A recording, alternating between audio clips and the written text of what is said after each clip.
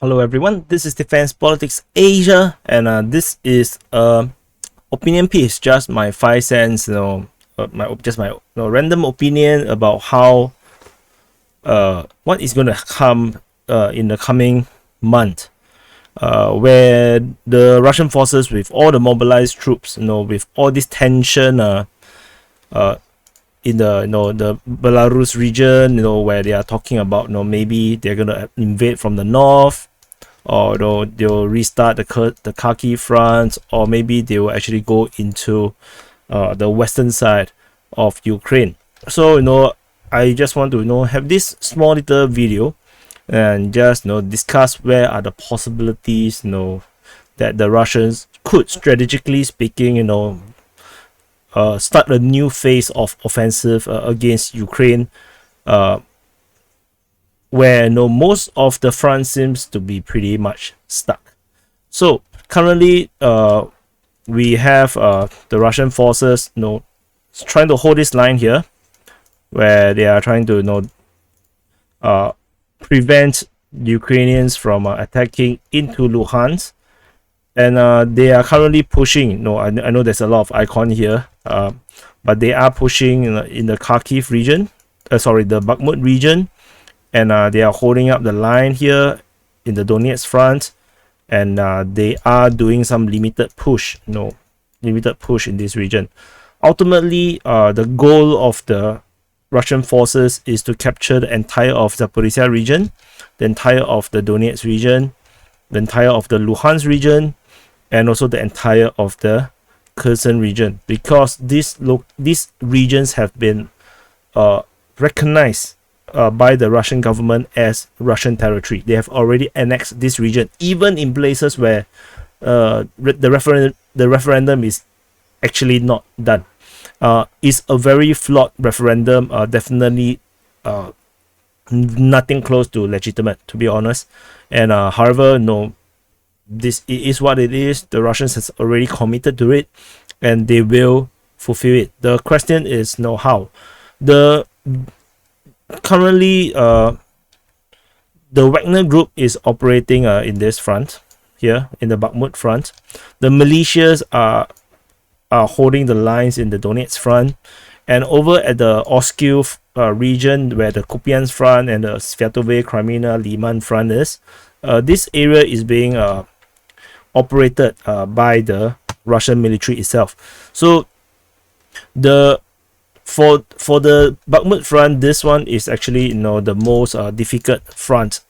This is where they try to push heavily entrenched positions, and which is probably also why they are sending the most dispensable troops, the Wagner private military contractors, because they are basically mercenaries. So you just pay them money and they will probably go and die for you. Not to mention that there is also prisoners. Many of them are going to be in prison for a long time, and they have 6 months to redeem themselves under very strict rules, where if they are lucky enough to survive it, they will be released as a free man. So but of course, they are also being sent to the most difficult front line, where the push here is against enemy, which is the Ukrainian forces holding the line here 4 times at least the numbers that the Wagner group have. So not exactly an easy thing to do. What the Ukrainians are trying to do is trying to capture, they're trying to push in and try to break the Russians back, but given the line that was already defended, I don't think it's going to be very doable. Similarly, the Ukrainians are trying to attack Novakhovka region here and Berislav, and then cut off this region, and they want to capture this entire northern side. They want to capture this entire area, the northern side of the Kherson region, and they are trying to push limitedly in this direction towards Kherson. Similarly, the Russian line seems to hold really well at this moment. So what is likely to happen in the next month? The Russian forces is likely to push, make a major push up north. The forces here The Russian forces here are the Chechen forces. So the Chechen forces are operating in this region. They are currently holding the line. They are currently not launching an offensive just yet. But what is likely to happen is that they will actually push northward in this way, and to capture Zaporizhia itself, the major city. The Ukrainians, however, have a major force here, and they are poising to actually invade southward towards Melitopol. And there is also a major force gathering off Velika Novosilka, which might likely to push this way or push this way down to cut off the Russian forces that was currently attacking around this region. So is to make this push by the Chechen forces seems a bit not easy, but this might actually be one of this that we might actually see, given how the Russian forces have deployed their forces around this region. So let me see. I'm kind of stuck. Okay, give me a minute. I'm back. Oh, I bet I jammed the software. So and while this is happening, there's a likelihood that the Russians will actually make a major push to recapture the border region all the way up to the border of Kherson. And given the fact that this line is actually very, very hard to secure, I believe the Russians will finally make a push for Mykolaiv. And they will actually head into a pincer into Kryvyi region and do a secure of this entire coast region to protect Hoda, which is where the Zaporizhia nuclear power plant is. And with this pincer, they can able to capture Zaporizhia. It's not likely to be possible to capture the Zaporizhia city without securing this entire western side of the city. So which is why this is likely to happen. And they also and as such, you will realize that it is impossible to ignore Kryvyi. You can't really ignore it, which means that there is a possibility that they will actually have to do an encirclement around Kryvyi. Even if they don't want to conquer it, they will have to not ignore it. They will have to do this and even push northward to cut off any reinforcement or any resupply line. And there is also a lot of talk about Odessa, but you see the danger of having your troops stranded is no joke. You must be able to reinforce and resupply your troops if you do an amphibious landing. And Ukrainians have tried a few times in terms of amphibious landing, and all of them, due to lack of the reserve and reinforcement to back them up, they has all failed. The Russians, similarly, the Black Sea Fleet don't really have the kind of amphibious capability to sustain a major amphibious assault. The Black Sea Fleet is not really geared to do something like this, which means that this push here is very unlikely, to do a landing here. To do a landing this way is very unlikely. I would think that unless the Russian forces push from Mykolaiv downwards, move up to Voznesensky, because there is this the southern I think it's called the southern Ukraine nuclear power plant, which is likely to be one of those nuclear power plants that the Russian will capture. And then with all these things happening all over these places, the Ukrainians will not be able to hold. Then they will be able to cross the river, and cut off all the way to Transnistria. And then when you can cut off in this way, then the entire Ukrainian force in this region will be obsolete. They will be encircled, essentially. And that is when you can see a amphibious landing occurring in this region to rout the entire Ukrainian forces that is currently holding the position at Odessa. And then they can actually push out.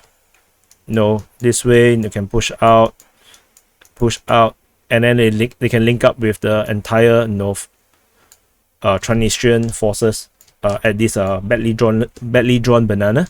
And then you can see that another problem is that even if you have previously, for example, in the earlier of the war, they encircled Mykolaiv region, the Mykolaiv city. They encircled. They hold the line in this way.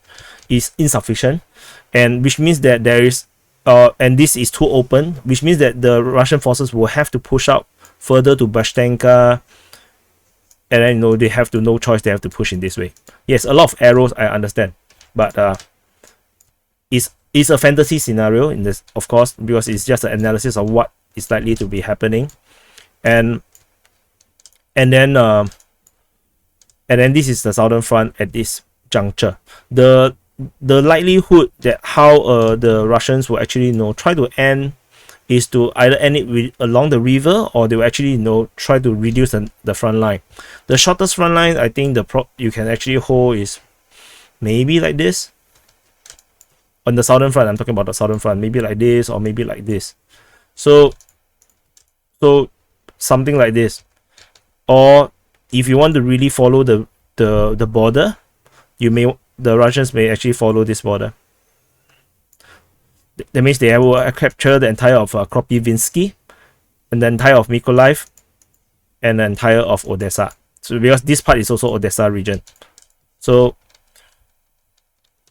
because then this line will then be short enough to be defendable, and they can secure the entire of Transnistria, keeping Moldova at bay, so that Moldova don't be funny and try to become a part of NATO or allow NATO troops to go in, and which means with the link up, then they can actually push out from Transnistria, in the northern part, and then link up with any forces that is actually pushing northward. This is, and then they will link, and then this is the river all the way to Dnipro. So the aim is actually to secure all the way to the river region and encircle Dnipro from the western side, so that the only way for the Ukrainians to reinforce is actually from the north, from this area. So if this is what is happening in the south, then what is going to happen in the north? There is two different ways the Russians can attack from the northern side. One is actually they will go by the same way from the Sumy region in Kharkiv, go down to Kharkiv in this way, and then down south to Chernihiv, penetrate through the Chernobyl region this way, and then encircle Kiev again, exactly the same way. This is one way they can do it. The other way is that they can actually go from Pinsk region, from this area here, this border, from the Belarusian border with Ukraine, if Belarus willing to allow the Russians to do this, or if the Belarusian want to enter the war, then they were likely to attack towards Lutsk. And then perhaps even attack Sani to draw Ukrainian forces this way. They will be likely to force heading towards Rivne, so that the Ukrainian forces will have to meet the Russian forces in these major locations. While this is happening, the Russian forces will push for Lviv. They will push for Lviv and then secure the border region with Poland. So with this push all the way down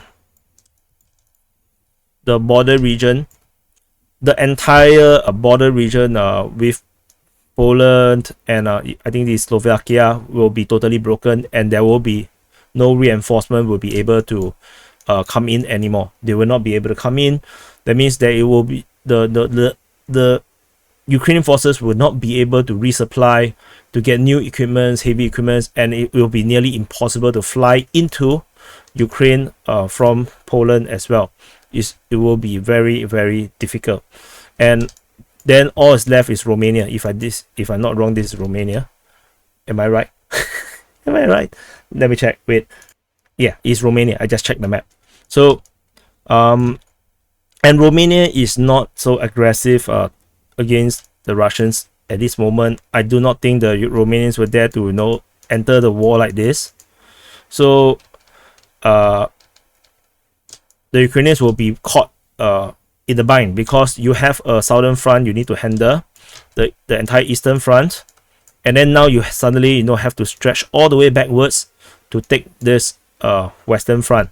So this looks really attractive for the Russians to do, because this will actually draw the Ukrainian forces far away from the eastern front. They have to go this way, and the forces at Kiev and northern region will feel really stupid sitting there if the northern front did not happen, and there will be forces probably who have to draw backwards from Kiev and even from the northern side.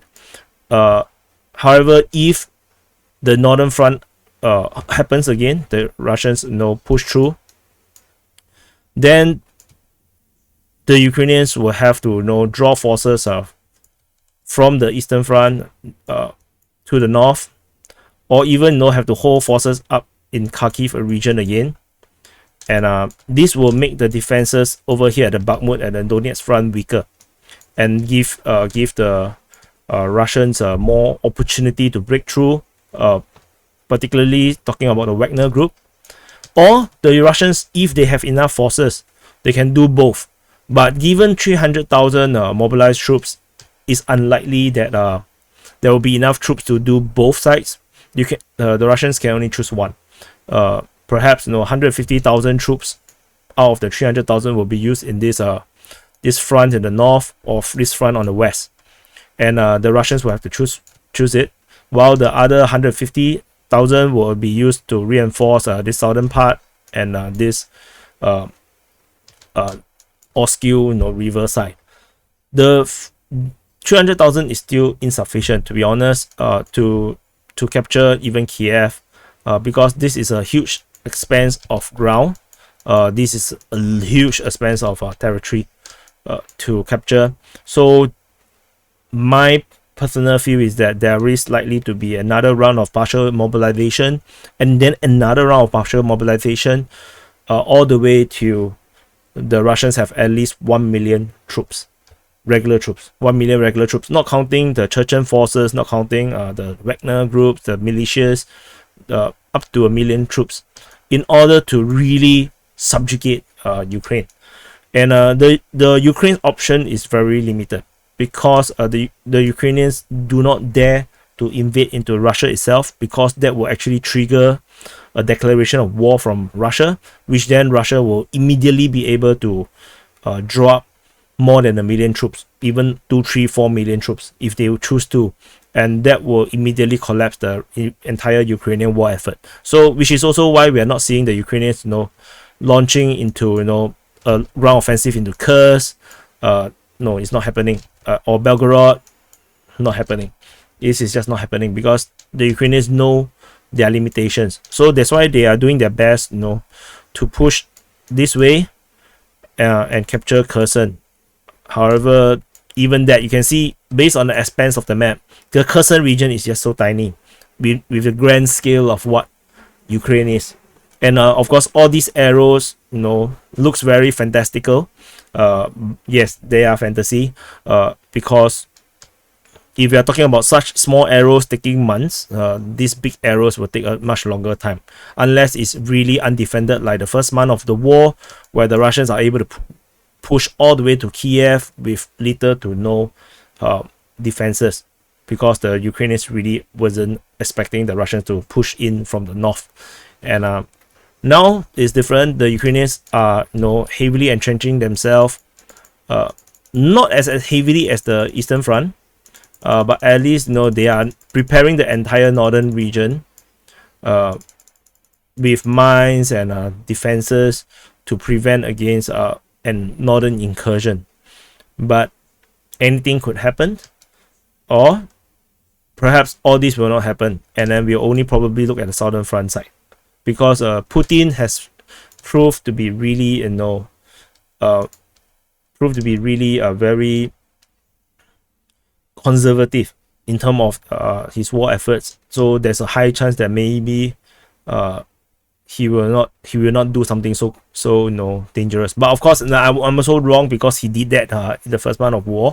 So anyway, let me know what you think in the comments. I know this is just a lot of crazy arrows, like that's why this is no on DPA IRL. This is just my opinion, just some fantasy thought, just thinking, trying to predict what might happen. Predictions tends to not happen, so just sharing just some of my views. Maybe you will like it, maybe you don't. If you don't like it and still watch until now, you need to see the doctor because you are not normal. Because you don't like it, or you try to continue to suffer all the way through the video. So anyway, thank you for watching, and please press subscribe, because this is a rather new channel, and I know that most of you guys are not subscribed here yet. So do subscribe, and I will see you in the next update.